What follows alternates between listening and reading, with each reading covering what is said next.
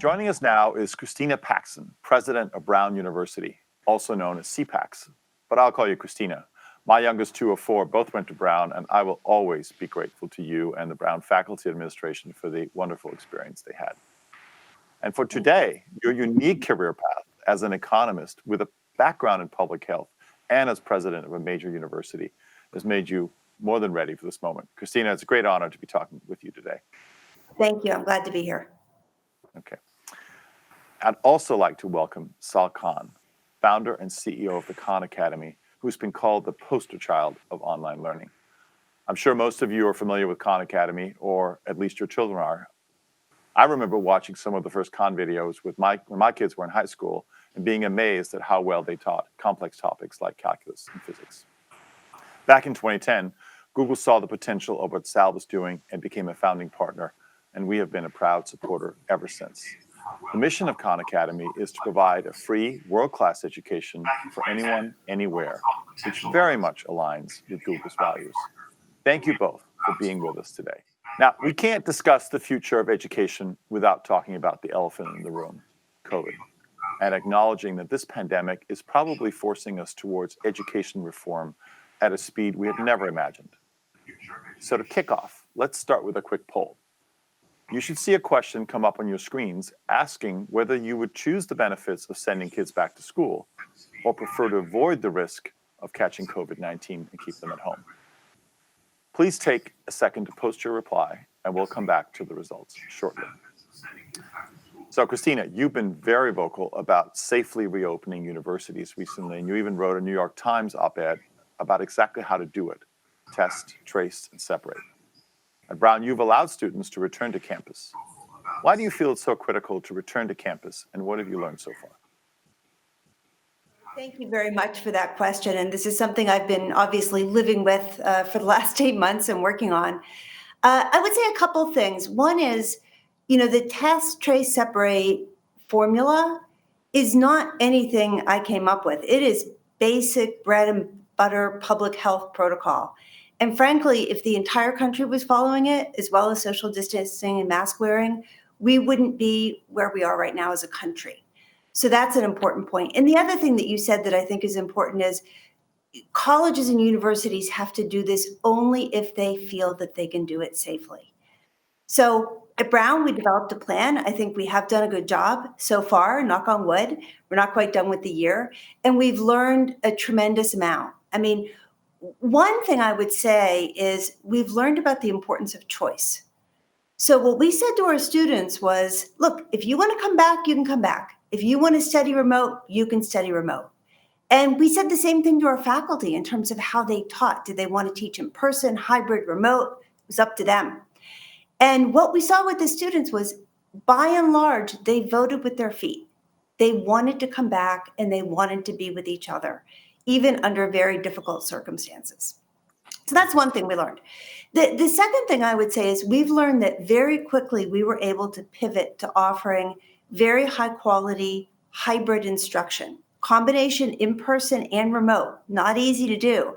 And I'm so proud of our faculty. They just jumped right in and they did the job that they needed to do. We invested a lot in technology, both on campus as well as for our students who couldn't afford to get the technology they needed to learn remotely, for those of them who were away. So, you said we were going to be talking about the future of education. I know we'll get there, but I think the learning, the experience of this time is going to serve us well far into the future. Yeah, no, very well said. Sal, the mission of Khan Academy is to provide a free world-class education for anyone, anywhere. You said that COVID-19 accelerated the urgency of your mission and has caused you to reboot. What do you mean by this?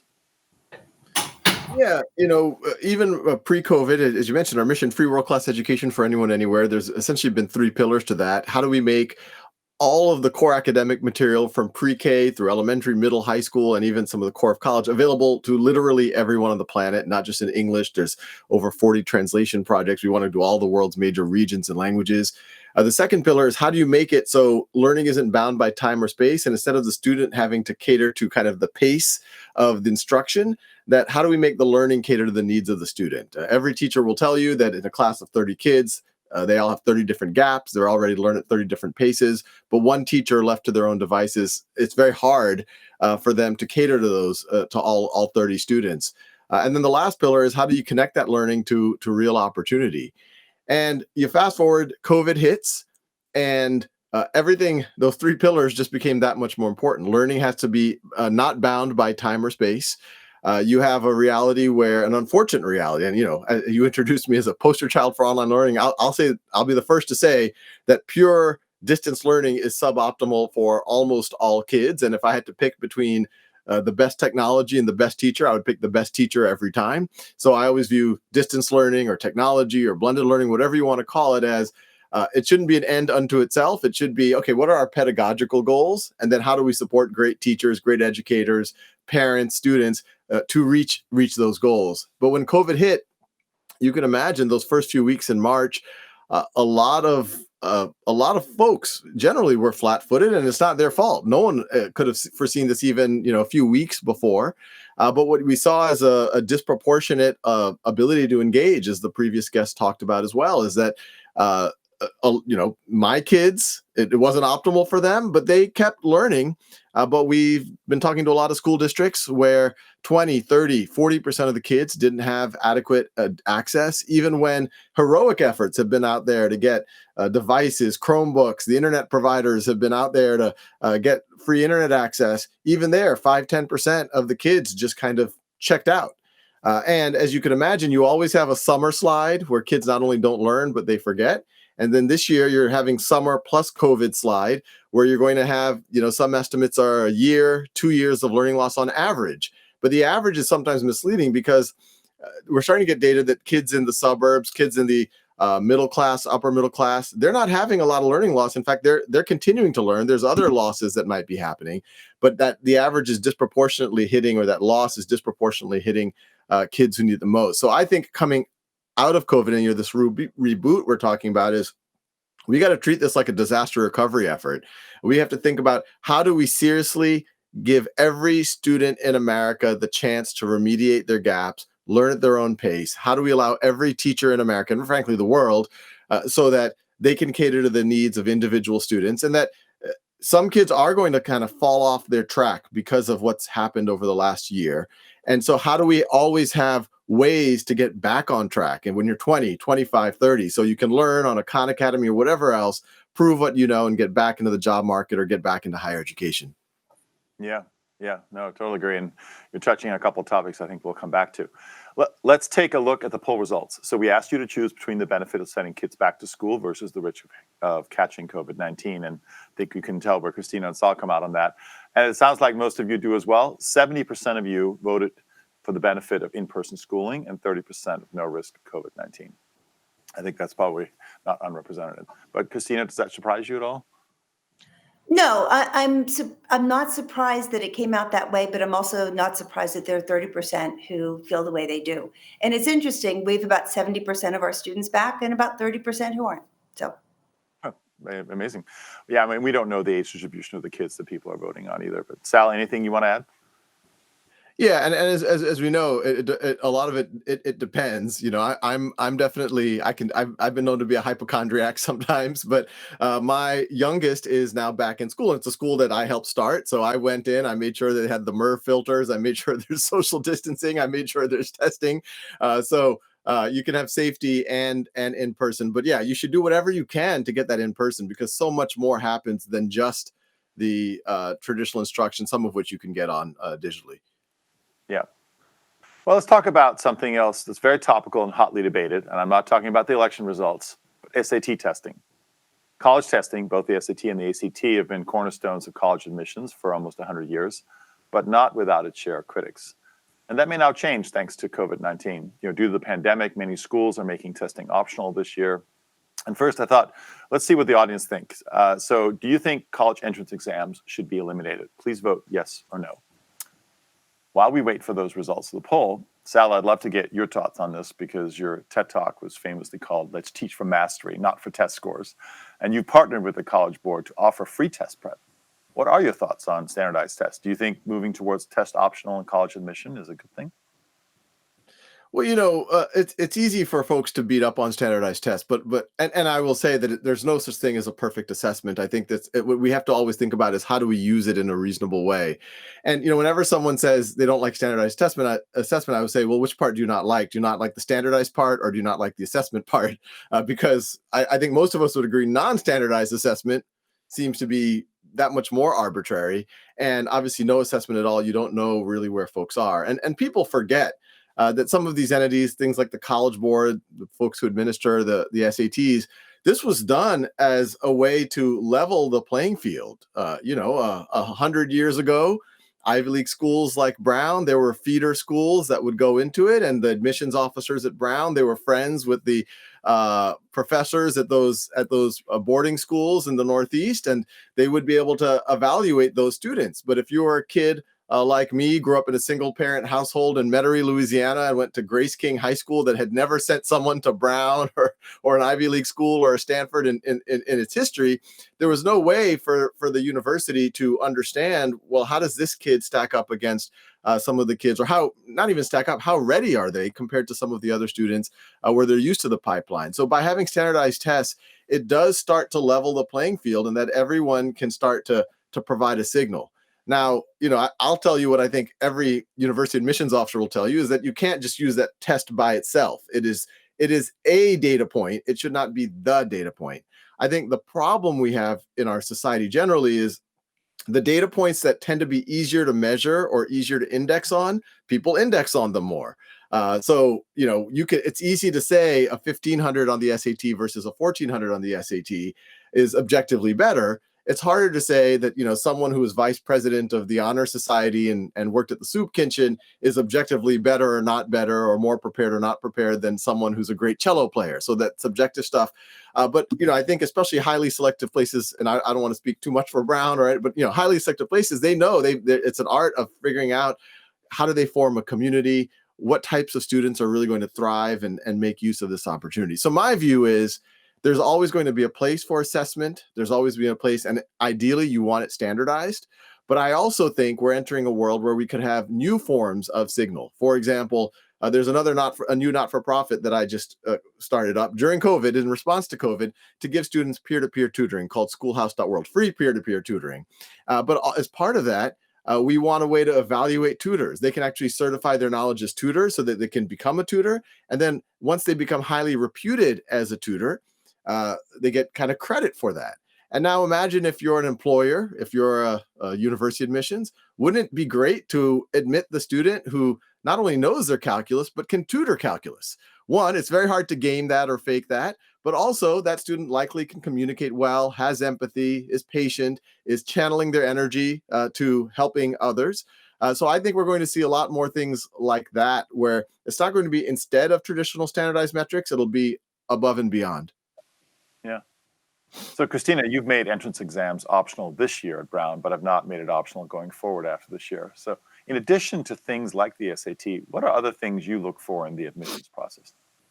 So that's a really great question, and I appreciate everything that you just said, Saul. I agree with it wholeheartedly, and I think we actually have to stop thinking about the SAT and the ACT as entrance exams. It makes them sound like they have more importance than they really do, and in truth, when we do admissions, we do it in this very holistic way. We are looking at the whole person. We're looking at all of these pieces of information, whether it's scores and grades and extracurricular activities and work experiences. And we're looking for evidence of curiosity and grit and kindness and joy in all of this information, putting it together. Just to give you an example of the importance of context, a lot of people think about extracurriculars being really important. But when we get an applicant from a student who had to work after school every day delivering pizza to help support their family, that's really important too. So again, the context matters. The other point that I would make that I think is so important in the United States right now is we're trying to craft a diverse class, and diversity measured in many different dimensions, because we think that people learn better when they're not surrounded by people who look and act and have the same experiences as they do. So we're looking at race and ethnicity. We're looking at whether students were military veterans. We're looking at whether they're first in their families to go to college. These are all really important things. Just this past week, we heard that the Federal Appeals Court upheld the use of race as one of many factors in college admissions in the Harvard case, which Brown had been on an amicus brief for. And I think that's important, especially given where the world is right now. I know that's a controversial opinion, but I do think diversity is important. Yeah, and I appreciate you saying that. Okay, let's take a look at the poll results. So the question was, do you think college entrance exams should be eliminated? And 39% of you said yes, and 61% said no. So I think sounds like you all agree with our esteemed panelists that you don't want to throw away signal. Sal, does that result surprise you? Yes and no. I think people emotionally would love to get rid of, the perceived stress and anxiety around what feels like very high stakes testing. But I do, whenever people do want to throw it away, I always say, like, well, what's going to happen then? Then the institutional knowledge to the sophistication to be able to enter and understand the admissions process will, I think, then lean even more towards the privileged, because they will know how to make their portfolios, how to craft the essays, et cetera, while the standardized exams give frankly, a more standardized signal. Right. Okay, let me do one last question from me, and then we'll go to the audience questions. So I want to touch on the paths you took. So you both took very different paths in terms of how you came to be educators. And I'd love to hear your thinking about traditional versus non-traditional higher ed models. So let's start with Sal. You created the Lab School for K-12, which is a brick and mortar school that groups kids from different grades together and has a year-round model. What changes to the traditional four-year college model would you like to eventually see? Yeah, well, the changes I would do are actually very similar to what we've done at the Lab School. When people get together on a campus, the most powerful thing that happens is the interaction between folks, and not just the students, but also the interaction between them and the faculty, et cetera. And so if I was running a university and I kind of had carte blanche to do whatever I want, first of all, I would always say, how do I maximize the interaction between the maximum number of students possible? So for me, there's some low-hanging fruit there. The 300-person lecture hall, I would get rid of that. I wouldn't get rid of the hall. I would definitely get rid of the lectures, because in this day and age, one person lecturing 300, that can happen in short, bite-sized videos. Instead, I would have those 300 people get together, work on projects together, go into breakouts. It could still be facilitated by one or a handful of professors or a team of TAs, but it's all about human-to-human interaction. The second thing I would do, instead of just making it kind of a collection of classes that you just have to go through and, get letter grades, and if you get a high enough GPA, Google might want to recruit you, and et cetera. I would make it, especially for some of the elite colleges, where, frankly, when the kids show up, they already know a lot of this material content-wise. I would actually make it much more kind of portfolio based. So it's really 4 years of creating and doing, and the faculty, your peers, the graduate students, they're all there to help you create and do. And then at the end of those 4 years, yes, there could be some artifacts, some assessments that you could take to employers to say, yes, I know how to, I have core analytical skills. I can write well. I can, I might have some specific skills around accounting or coding or whatever else, but here's all of the stuff that I created. And here's what people actually had to say about my work. Another thing I would think about is a lot more integration between kind of doing stuff in the real world and doing stuff on campus. So I would view the campus as really just my home base, my home community. And I think virtual learning has allowed us to expand that community to anywhere in the world. So, kids could travel around, still stay in touch with their studies, but get a lot of experience, doing whatever is meaningful to them. And then the last thing, and this is probably the most kind of pragmatic aspect of it, I would dramatically up the transparency between different paths that you might choose while you're on college and the outcomes of those paths.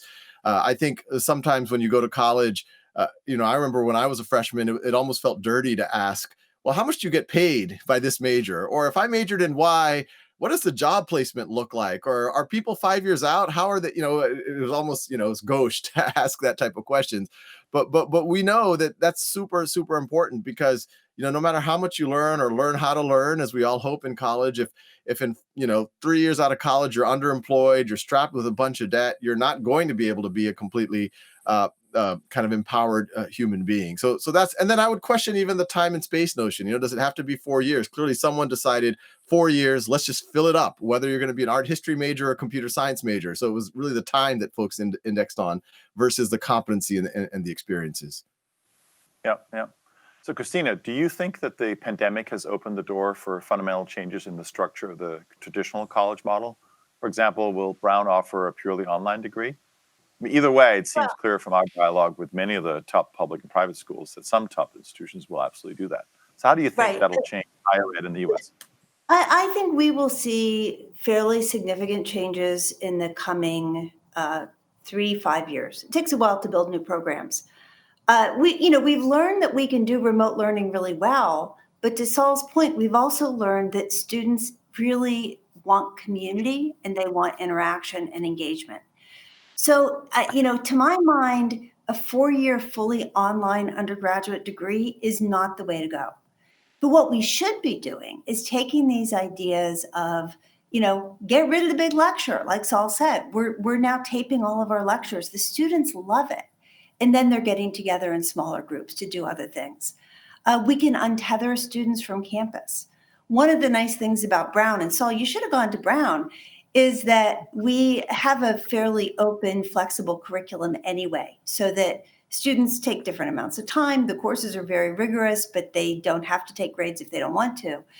And so the idea that you really are helping students while they're in college, but then what about lifelong learning? What do we do for students who are older? And how can we help them continue to find their path as they move through life?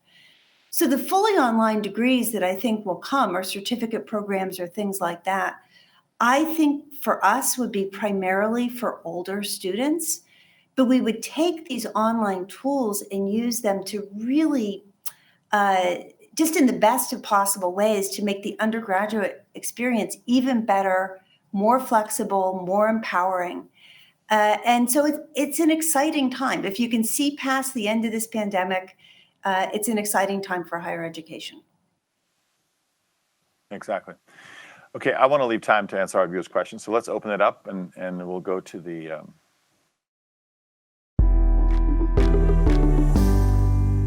Welcome back, Jeffrey Canada, who is joining us to take your questions. Okay, remember you can ask your questions via the Q&A feature on your website, and you can vote on them there as well. So I'm gonna read the first question here. Sal, as a father of 2 dyslexic kids, which is awesome, I'm curious, do you think that this new world of new education choices take learning differences fully in mind? I'm not an expert, so take anything I have to say with a grain of salt. But I do think if there is a silver lining, and there might be a few because of COVID, is that parents, there's a whole generation of parents who are more engaged than ever, and they're realizing that they can kind of a la carte unbundle what would have been a traditional, take it or leave it education package, and realizing that for their children, certain, I would say, more custom aspects could be really valuable. And I can imagine if your children have a learning disability, that could be something where, I would say not distance learning purely, but if you could augment what you're doing in a physical environment with some distance learning or online components that specialize for what your child needs, or be able to get on Google Meet with a specialist on the other side of the country, or maybe in another country, because it could be more affordable now, be able to access them to work with your children. I think that could be a really powerful idea. Yeah. Jeffrey, what can we do to help scale Harlem's Children's Zone to more communities? It's a great question that you asked, and I hadn't mentioned it before, but I created a new institute here at the Harlem Children's Zone called the William Julius Wilson Institute. And our mission is to help other communities around this country that are interested in doing this kind of cradle to career work that we're doing here at the Harlem Children's Zone.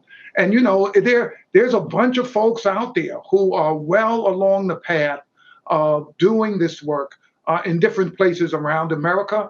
And I put together a team to provide technical assistance to those places. And I'm doing it with a group called Blue Meridian Partners and some other wonderful organizations, Strive Together and Purpose-Built Communities.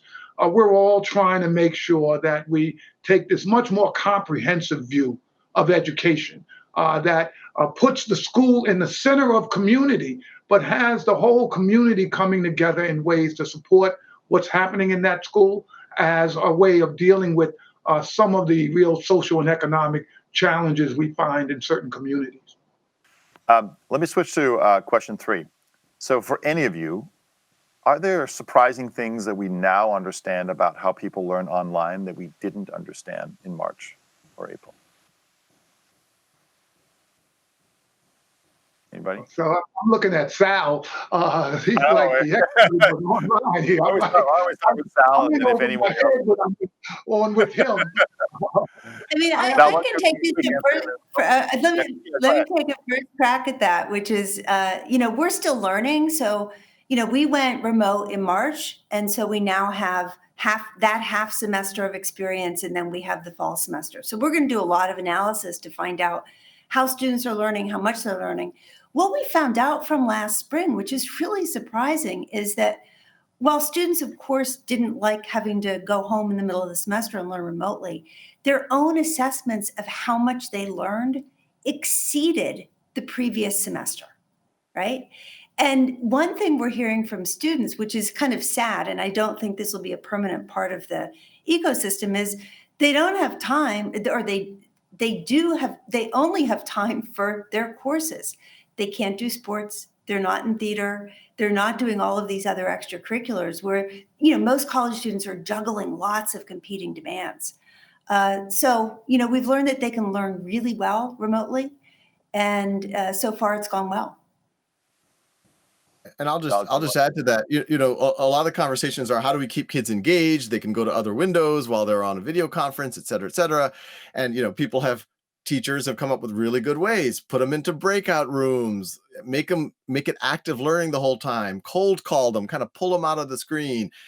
Don't drone on for 20 or 30 minutes at a time. Every 10 or 15 minutes, do kind of a brain teaser or a kind of a fun icebreaker exercise that could be completely unrelated. But what's really interesting is that all of the things that I just mentioned that people are now associating, like, oh, we have to do these things with video learning or with distance learning, these are also true in the classroom. And so if there's a silver lining behind this, is that, people are starting to realize, those kids who are in my room who are kind of looking at me, they might not be mentally there, even though they're physically there. So hopefully some of this more interactive learning is going to actually make the in-person classroom a lot more engaging. Yeah, we've added measurement. Yeah, go ahead, Jeffrey. One thing about this, because Sal alluded to this, I think, earlier in the conversation. The thing that I have learned is that connectivity and devices are the equivalent of textbooks today. And the fact that so many young people in this country don't have this is an absolute disgrace. And if there's one thing that I think we have to deal with as a nation, is that we cannot allow this very basic sort of a need that we have to educate our kids become something that you have or you don't have based on your income or where you live or whether or not you can get connected. We all now are dependent on these things in ways that we weren't a year ago. And while there's some great teaching and some great experiences going on at our schools, we start at 8 o'clock in the morning. We have live teaching the entire day till 4 o'clock. We teach gym and dance and everything else remotely. Great for folks who can do it, not great for folks who can't get connected. And this is something I think that we have to really tackle because I am sure it's at least a year. And we're approaching 2 years learning loss for poor kids in this country right now. And that is seeding the next generational inequality that this country is going to be dealing with. And we've got to do something really dramatic to try to mitigate against what's been happening in our schools. Yeah, I totally agree with that. Pivoting a little, Christina, there's concern about college students returning home for Thanksgiving and potentially bringing COVID home with them. Is Brown doing anything specific to try to mitigate that risk?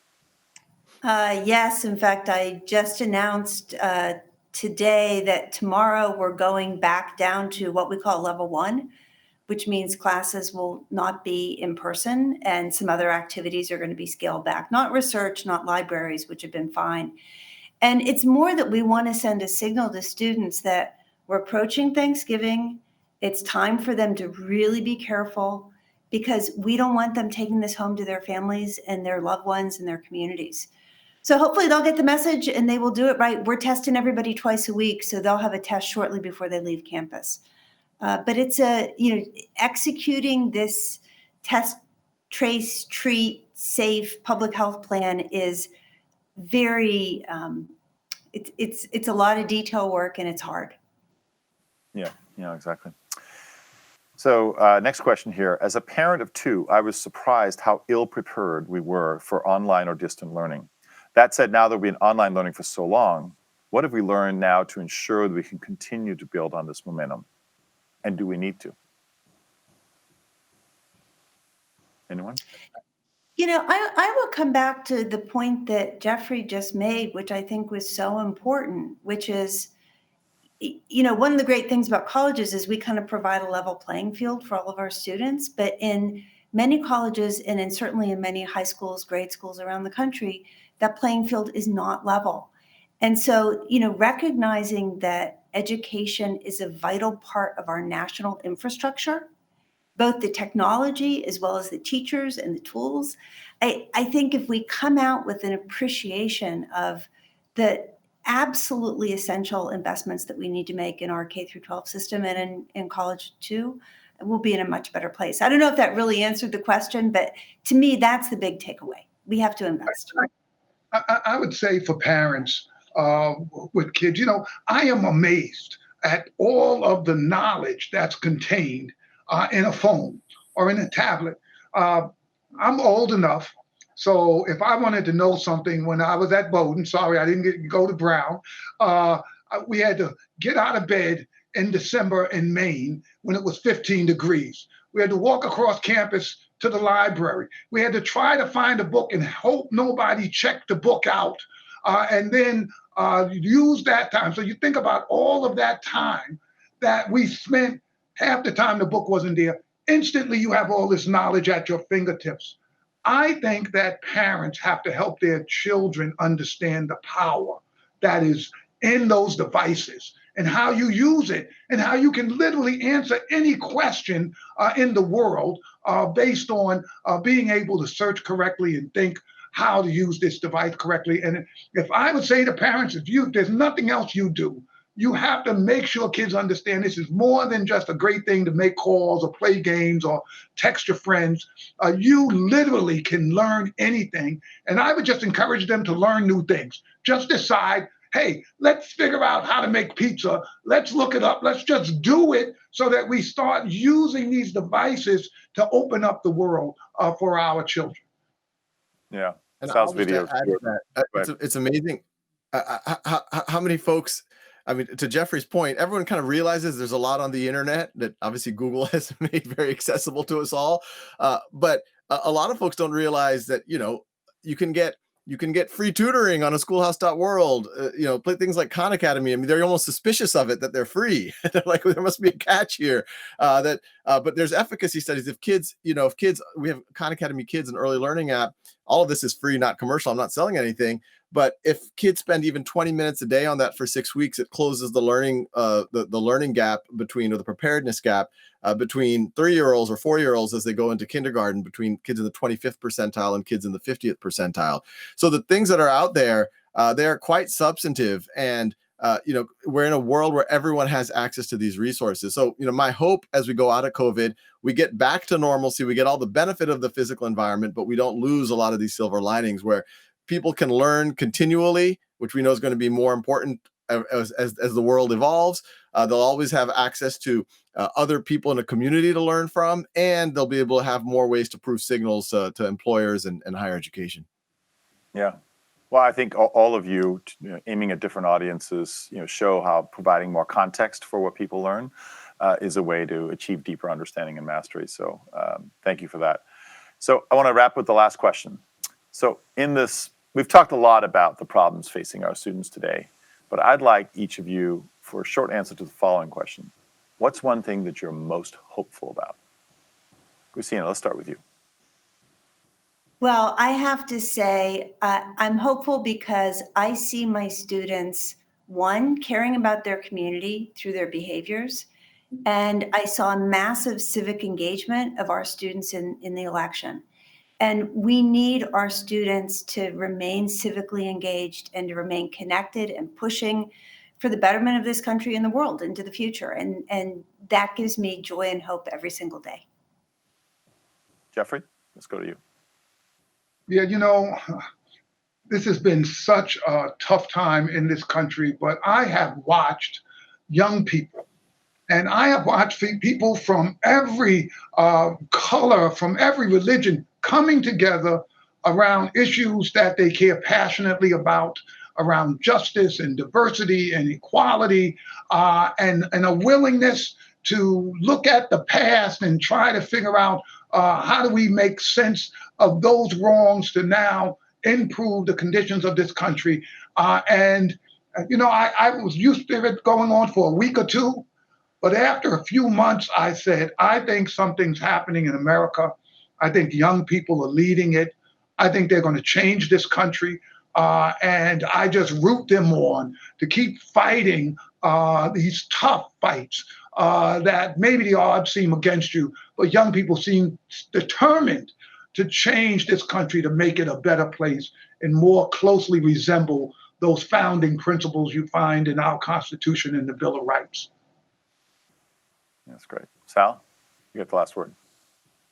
Well, per this conversation, I don't think I've ever seen more energy or more kind of national discourse around education than we're seeing during COVID.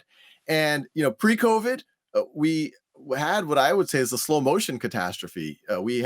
Just one stat that 70% of all kids who go to community college, actually 65%, a lot of, the Cal State system here in California, four-year colleges have to take remediation. And this remediation isn't 11th or 12th grade. It is 6th or 7th grade. And so that was already happening pre-COVID, but COVID has made everyone realize that these gaps are not acceptable, that if we let things persist the way they are, you're going to have, people talk about a K-shaped recovery in the economy, but you're going to have a K-shaped situation, which frankly we're always had, that just the legs of the K are getting even wider apart. And unless we do something very serious about it. So it's good that we're having the discourse. The digital divide issue that Jeffrey and Christina mentioned, the positive is I've never seen more energy behind closing it than we're seeing right now. I mean, my extra plug for it is it would take about 1% of one of these stimulus packages to solve the issue in the United States. And it really is. I mean, Jeffrey says it's like a textbook. It's even more than that. It's like having, connection to the world, to be able to look for jobs, to be able to do remote work, to have, mental health. It's all about digital divide. You see, I have a whole generation of parents who are newly engaged with their kids' education. So they're not just fully delegating that to the educators, and they're realizing that, okay, there's certain dimensions that I know my kids better than anyone, and I can support them in certain ways. You have a generation of teachers who it's been very uncomfortable and awkward, but they have been stepping up to the plate and experimenting and being allowed to try new things. And I'm hoping that spirit of creativity and entrepreneurship and allowing to try new things and including things with technology continues. And, most importantly, I've talked to some charter school leaders, and these are charter schools that were very much kind of the tuck your shirt in, make sure you come to class on time kind of place. And they realize, wow, our kids can handle a lot more agency and a lot more responsibility than we expected, because it's a lot on them now that they're doing things at home.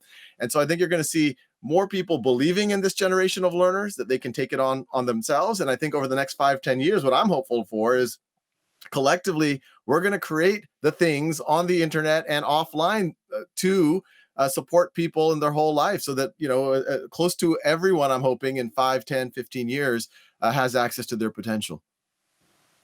Yeah, that was great. Well, we are sadly out of time, but thank you so much, Christina, Sal, and Jeffrey.